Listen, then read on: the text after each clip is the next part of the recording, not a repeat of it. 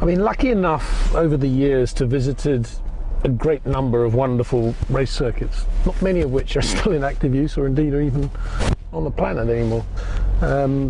One of them that always captured my imagination and at which I never saw a race was Ste Jovite, Mont-Tremblant in Canada, north of Montreal.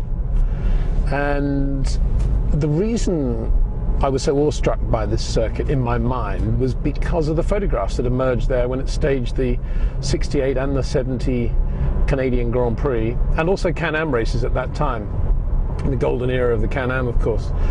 Beautiful geography, wonderful backdrop of mountains and trees, and the quotes that emerged from the drivers, not that there were that many quotes in those days, but you read between the lines, was that it was a pure driver's circuit. Wonderful corners, undulating corners, and so heading up there now to have a look. Not exactly sure what to expect. I presume it's still there. I've heard that Lawrence Stroll, who was instrumental in the early days of Tommy Hilfiger and indeed one of the lead sponsors of the sort of Team Lotus in its dying years,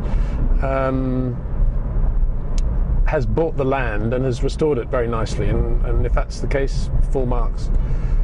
So here we go to have a look. I've been doing a little bit of research about the circuit, just reading up a little bit, and one of the stories that I love was of the 69 Can-Am on the slow day, which I think probably would have been the Wednesday. Bruce McLaren was there. Obviously they were running the factory teams there, Bruce and Denny, the Bruce and Denny show. And Bruce, to amuse himself, the race was in midsummer. It's a ski resort, I should point that out, in the mountains. Bruce amused himself by trying to drive his rental car to the top of the ski slope, up the ski slope. Apparently he made it about halfway before he gave up. Which is a little reminder that Bruce McLaren, although we see him today as this iconic driver-engineer that founded the McLaren team we know and love, was just a fun-loving Kiwi that loved driving and did all sorts of silly things like racing drivers, like all racing drivers. Anyway, here we are on a beautiful day in Canada, heading up the Laurentian Mountains to see what remains of Ste Jovite. Gorgeous part of the world. I mean, the drive here was spectacular, wasn't it? I know we had rain, dramatic rain, within about half an hour of the circuit. But once we got here, it's just, you know, it's idyllic, isn't it? I mean, there can't be a better setting for what was once a Grand Prix circuit anywhere in the world. It reminds me of early days of going to the Oostenrijkring. Very sort of similar approach, and little communities, little hotels. It's just stunningly beautiful. Nigel, we're actually standing just behind us, that lovely right-hander, which I can remember from photographs at the time of the 68, 70 Canadian Grand Prix, and we've just been talking about how we could imagine Chris in the 68 Ferrari, out of there, probably as much opposite lock as he had at Old Hall. Yeah. And of course there wouldn't have been the same runoff area then either. No, but I mean, I guess probably in that time, I would think there wouldn't have been any sort of gravel trap or anything like that. But I presume it was just grass. I mean, there's no sort of canyon to go down or anything like that. But it was looking at the exit of that corner. It is just so easy to imagine Chris just sort of feeding the power and then getting more and more and more. You know, turn one must have been something else in a Formula One car. I mean, with a downhill, very, very quick right-hander, downhill approach, blind, and in those days, you know, no run-up, whatever. I mean, that really was you know, one of the great corners. A little bit like the first corner at Mosport, you know, a very, very quick downhill right. But Amon always said he thought, just as a driver's circuit, this was a match for anywhere on earth, and you know, you sort of begin to understand what he meant. The other thing is so narrow, isn't it? That's the other thing. You sort of forget back in those days how narrow some of the tracks were. Can you imagine what the spectacle must have been like with a pack of those things making the noise they did and taking up so much space?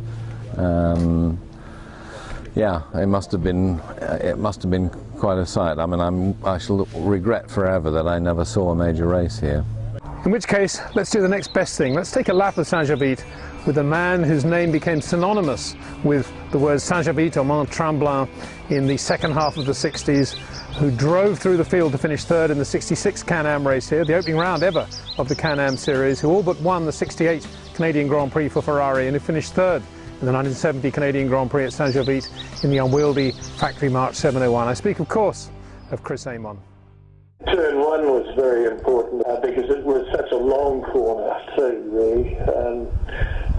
So in terms of how much it comprised of a lap, it was probably the most critical, really. It was one of those corners that you wondered whether you ever quite got it right. A lot of corners you could say, I've got this down pat, and I can do this lap after lap. That particular corner was always a challenge, and you never, I never felt that I'd ever quite got it exactly as right or as good as I could have, sort of thing. The Ferrari was great around there, but having said that, the Can-Am car, the McLaren, was brilliant to drive there as well, because you had so much power, those things, and power versus traction, as it were, and it was to do the sort of perfect lap with a Can-Am car was a real challenge too. So I guess the Ferrari drive in '68 sticks in my mind a little bit more than the Can-Am car, because it was a race that I should have won by a mile, but both were great to drive there.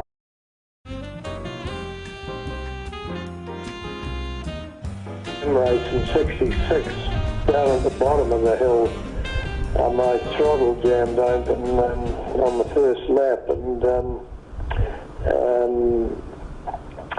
I can seem to remember going off to the right-hand side of the circuit somewhere, and then drove it back to the pits, and I'll always remember this because I reckon it was one of the best races I ever drove, because I pretty much made up a lap on Surtees and Bruce. I was off the scale a bit that day.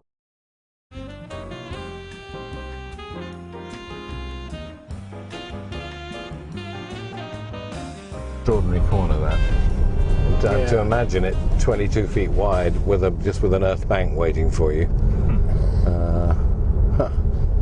And this was quite something. This was a sort of late '60s chicane. It's actually quite a nice series of two corners here. Yeah. Nothing too tight or annoying about them, but it did the job. Yeah. And there, straight ahead of us now, is the loop of the original circuit, on which Pedro raced and won in a Ferrari. Yeah. A little 1.5 mile circuit back in the early '60s. That's right.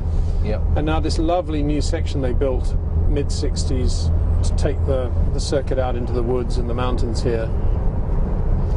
And just a series of beautiful corners. They're just gorgeous flowing bends, aren't they? Yeah. It's the kind of place, when drivers talk about, getting into a rhythm, you can imagine this place would lend itself to that.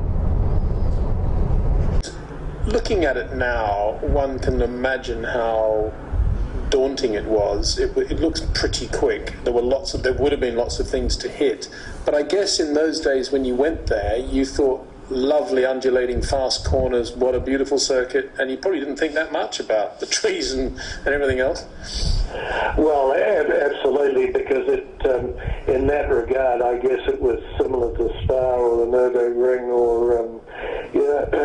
so many of the solitude places like that. So many of the circuits were like that, but it was in my mind, it was certainly one of the better circuits from a driving point of view. It was quite a challenging circuit and challenging in all the sort of